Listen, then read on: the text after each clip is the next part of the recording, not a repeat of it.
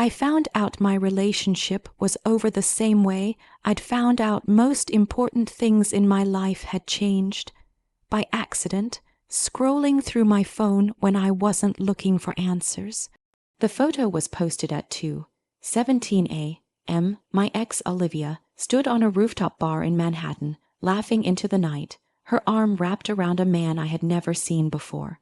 The caption was casual, almost careless, finally happy, no explanation, no context, just finality. I stared at the screen longer than I should have, waiting for my brain to catch up with what my eyes were already processing. We hadn't officially broken up, not in words, not in closure. She had just grown distant, busier, more tired. Less present. I had told myself it was a phase. She had told me she needed space. Apparently, she had already filled it.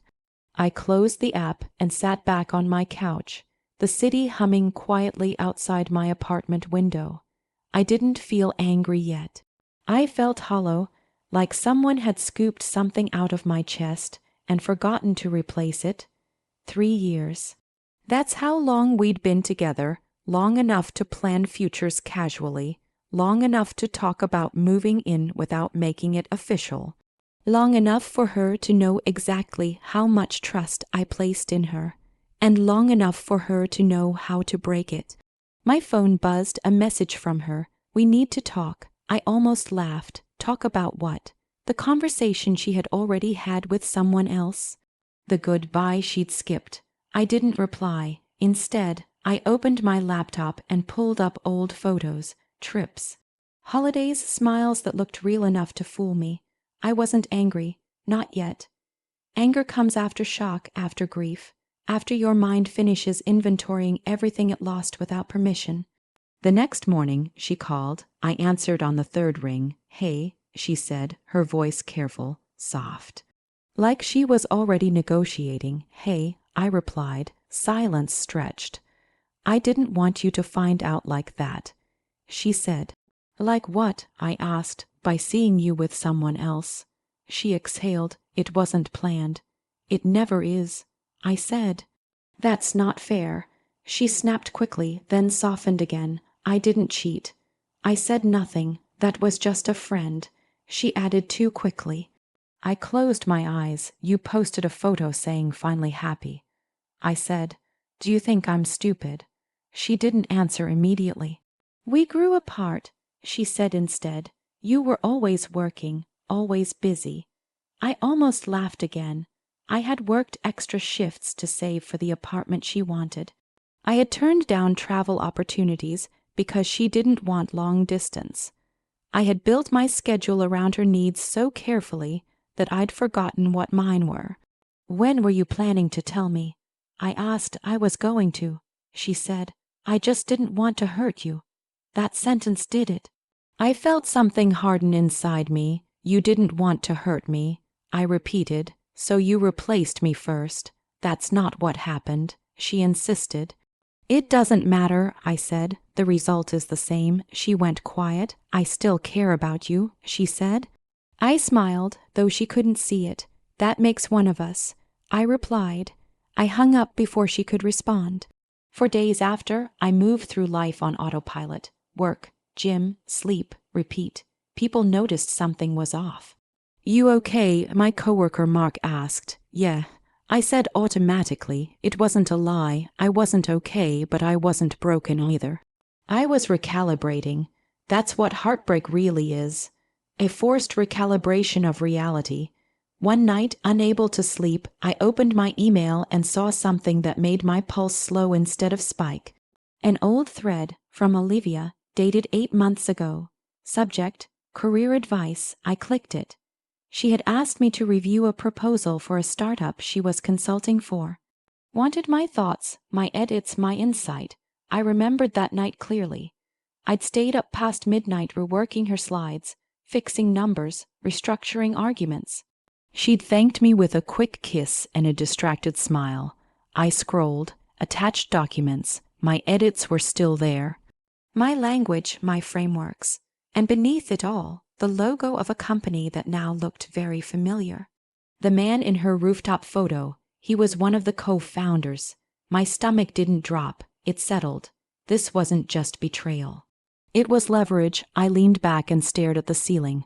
Revenge doesn't always start with rage. Sometimes it starts with clarity. I wasn't going to scream. I wasn't going to beg. I wasn't going to expose her on social media or play victim for sympathy.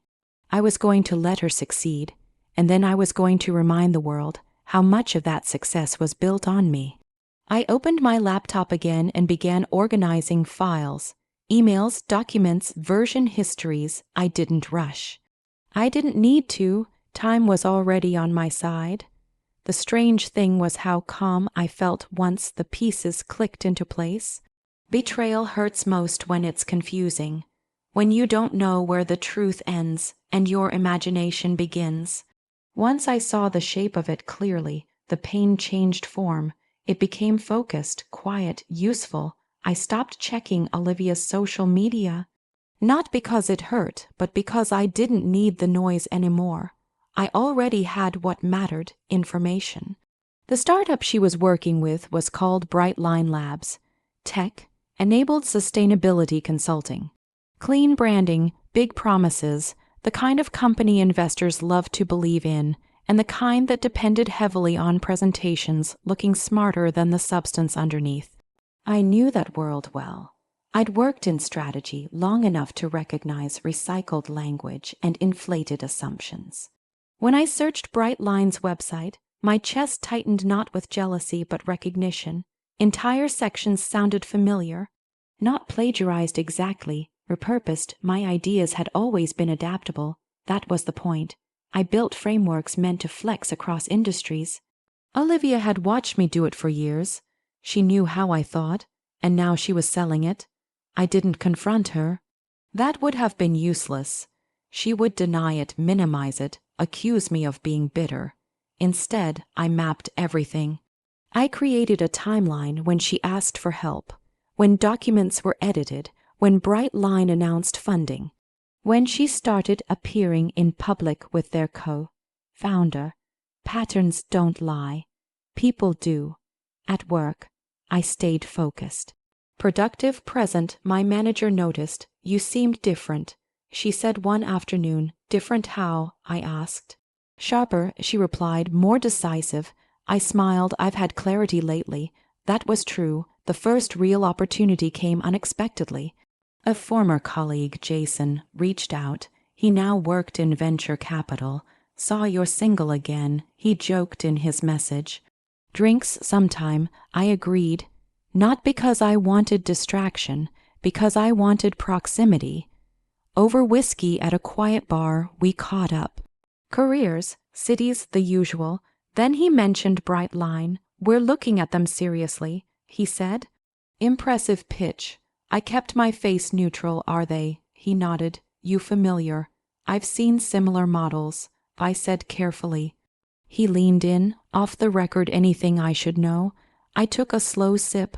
I wouldn't invest without asking who actually built the thinking, I said. He frowned, meaning some people are better at presenting ideas than creating them. I replied. He studied me. That's vague. On purpose, I said. He laughed. Fair enough. I didn't push. Seeds don't need pressure. They need time. A week later, Olivia emailed me. Out of nowhere. I miss talking to you. I stared at the screen for a long moment. Then I replied with exactly one sentence. I hope you're doing well. Nothing else. No anger. No invitation. Her response came quickly. Can we meet? I'd like closure. Closure. The word people use when they want reassurance without accountability. I agreed to coffee. Public, neutral. She arrived looking exactly like she always had when she wanted control. Calm, put together, slightly vulnerable. You look good, she said. So do you, I replied. We sat. I didn't handle things well, she began. No, I agreed. She flinched. I didn't mean to hurt you. I know, I said. You meant to avoid discomfort. She sighed. You always understood me. That's part of the problem, I said calmly. She changed tactics. I learned so much from you. I smiled faintly. I can tell. Her eyes narrowed slightly. "I hope there's no resentment," she said carefully. We both moved on. "I'm not resentful," I replied. "I'm observant." Silence. She looked away first. "I didn't use you," she said. "I didn't say you did," I replied. Another silence. She stood abruptly. "I think this was a mistake." "Probably," I agreed. She left without another word. I finished my coffee and walked out into the cold, feeling lighter than I had in months. That was the last conversation we would ever have. From then on, things moved quietly. Brightline announced a major funding round. Articles praised their innovative frameworks. I read them carefully. I recognized my fingerprints everywhere. Jason called me 2 weeks later. "You were right," he said. "About?" I asked. "They couldn't answer basic questions when we pushed deeper." He said, "It was all surface." I said nothing. "We passed," he added. I closed my eyes. Not victory. Momentum. The real shift came when Brightline landed a keynote slot at a major industry conference in San Francisco. Olivia was listed as a featured speaker. I almost laughed. I knew that stage. I had stood on similar ones. And I knew how dangerous they were when built on borrowed substance. I booked a ticket, not to confront her. To listen. Her presentation was polished, confident, applauded. But when the Q&A began, the cracks showed.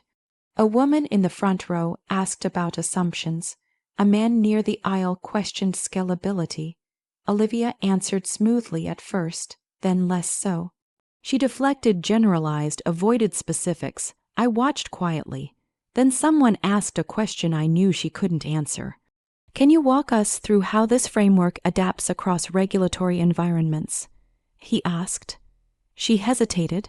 Just a second, but it was enough. She stumbled, recovered poorly. The applause at the end was polite, not enthusiastic. I didn't approach her afterward. I didn't need to. Industry gossip moves fast, especially when investors are listening. Within months, Brightline's momentum slowed, funding stalled, partnerships faded.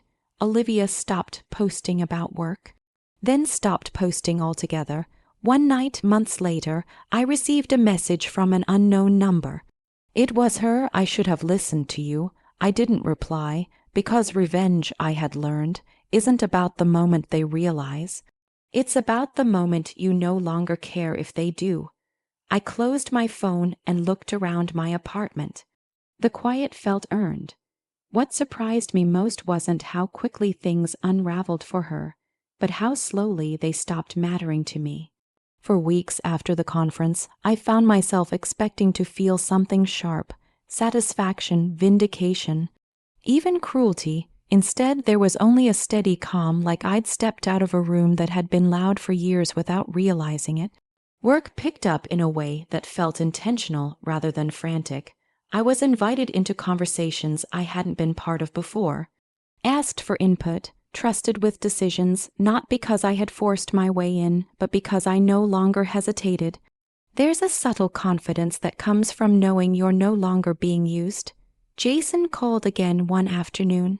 "You were very quiet about Brightline," he said.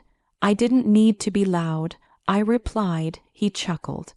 "They're struggling." I heard. I said, "We're pulling completely." He added, "So are others." I closed my eyes briefly. "That's unfortunate." He paused. "You don't sound surprised." "I'm not," I said. After we hung up, I sat back and thought about how many nights I'd stayed up helping Olivia refine ideas she claimed as her own. How often I'd dismissed my own discomfort because I didn't want to seem controlling or insecure. Love has a way of convincing you that your labor is a gift, not a contribution.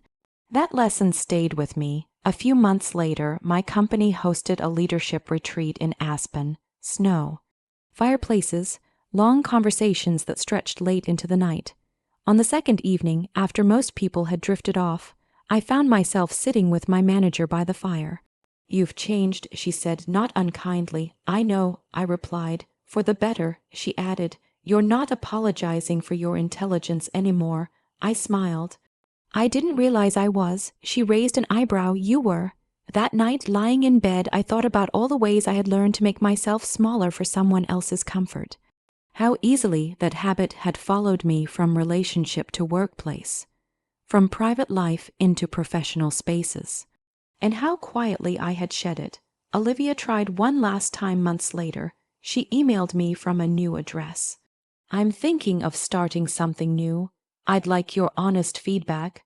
I stared at the message for a long time. Then I deleted it, not out of anger, out of boundaries. Some people don't miss you, they miss access. Spring arrived, the city softened, days grew longer. I started dating again, slowly, carefully. Not because I needed to replace what I'd lost, but because I trusted myself not to disappear inside someone else's ambition again. On one date, a woman asked me why my last relationship ended. I considered lying, giving a lighter version. Something vague. Instead, I told the truth. She took credit for my work. I said, and I let it happen for too long. She nodded thoughtfully. What did you do about it? I stopped protecting her. I replied. She smiled. That's a good answer. It was. Because it didn't make me the hero, it made me accountable. One evening, while cleaning out old files on my laptop, I found a folder labeled Olivia Old. I almost deleted it without opening it. Almost. Inside were drafts, notes, half-formed ideas we'd once talked through late at night. Some of them were rough. Others had become something real in the world. I closed the folder and deleted it, not because I was erasing history, but because I no longer needed proof of what I'd given away. The real proof was in what I kept. A year after the conference, Bright Line quietly dissolved. No announcement, no farewell, just an updated website redirecting to something else. I didn't search for Olivia's name. I didn't need to. My life had filled the space she left behind so completely that there was no room for curiosity. One night, walking home from work, I passed a rooftop bar, the same one from the photo that had started everything. I paused for a moment, watching strangers laugh under string lights, their lives intersecting briefly before moving on. I felt no pull to go inside. Some places are only meaningful when they mark an ending. I kept walking. Later that week, my manager called me into her office. We're creating a new role, she said, strategy lead. It fits your skill set. I listened carefully. Before I say yes, I said, I want to be clear about expectations. She smiled, of course. I don't want my work repackaged without credit, I said calmly. And I don't want my time treated as invisible. She nodded without hesitation. Agreed. I accepted. Not because it felt like revenge, because it felt like alignment. That night, I poured a glass of wine and sat by the window, the city glowing softly below. I thought about how close I'd come to confronting Olivia in ways that would have felt dramatic but hollow. How tempting it would have been to expose her publicly, to shame her, to demand acknowledgement. Instead, I had let the truth breathe. And in doing so, I had reclaimed something far more valuable than pride, my self-respect. I realized then that revenge isn't always about watching someone lose. Sometimes it's about watching yourself stop losing, and that, quietly, had already happened. The real ending didn't arrive with a message or an apology. It arrived on a normal Tuesday, when I realized I hadn't thought about Olivia all day. No flashbacks. No anger, no curiosity, just absence that was new. For a long time, she had existed in the background of my thoughts, not as longing but as a reference point, a reminder, a cautionary tale. Even revenge needs a shadow to feel alive, and without realizing it, I had been carrying hers with me. Until I didn't. The promotion changed my workload, but not in the way I feared. I wasn't drowning anymore. I was directing. My ideas stayed mine. My name stayed attached to my work. When people disagreed, they did it openly, without politics or quiet undermining. Trust is efficient, fear is not. One afternoon, while reviewing a proposal with a junior analyst, he hesitated before speaking. I don't want this to sound disrespectful, he said carefully. I smiled. If it's thoughtful, it won't be. He relaxed immediately and shared an idea that improved the entire framework. I gave him credit in the meeting that followed. I saw something change in his posture when I did. That mattered more to me than any title.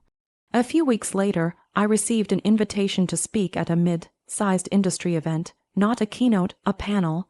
Honest conversation, no hype. I accepted. On stage, listening to others talk about innovation and leadership, I realized how different my answers were now. I didn't oversell. I didn't posture. I didn't pretend certainty where there wasn't any. People leaned in. Afterward, someone asked me how I handled betrayal in professional and personal spaces. I paused. I stopped confusing loyalty with silence, I said. And I stopped confusing love with sacrifice that isn't mutual. The questioner nodded slowly. That answer wasn't for Olivia. It was for me. Months passed. I moved apartments, changed routines, built friendships that didn't require explanation. Relationships that didn't ask me to disappear to be easier. One evening, while cleaning out my inbox, I noticed an old calendar reminder. Dinner with Olivia. I had forgotten to delete it. I hovered over the entry for a moment, then removed it. Not with ceremony, with indifference. That night I slept deeply. The next morning I woke up with a sense of gratitude that surprised me. Not for the pain, for the clarity it forced. If Olivia hadn't betrayed me, I might have stayed comfortable. Helpful, invisible, I might have kept giving pieces of myself away without noticing the cost. Loss has a way of sharpening vision. I ran into Jason again months later at a networking event.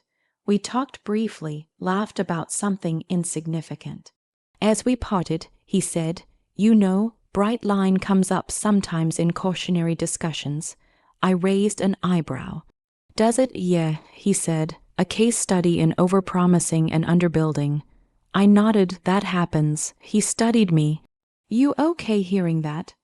I considered it honestly. "Yes," I said, "because it's not my story anymore." He smiled. "Good." Walking home that night, I passed another rooftop bar, different from the first, but close enough to remind me of how everything began. I didn't stop. I didn't look up. Some chapters don't need revisiting to stay closed. I learned something important in the aftermath of loving someone who used my strength without respecting it. Revenge isn't about reclaiming power over someone else. It's about reclaiming authority over yourself. Olivia lost her momentum because it wasn't built on truth. That was inevitable. I didn't cause it. I didn't need to. I just stopped lending my foundation to a structure that wasn't mine. Years from now, if someone asked me what I did when my ex betrayed me, I wouldn't tell them about emails or conferences or quiet leverage.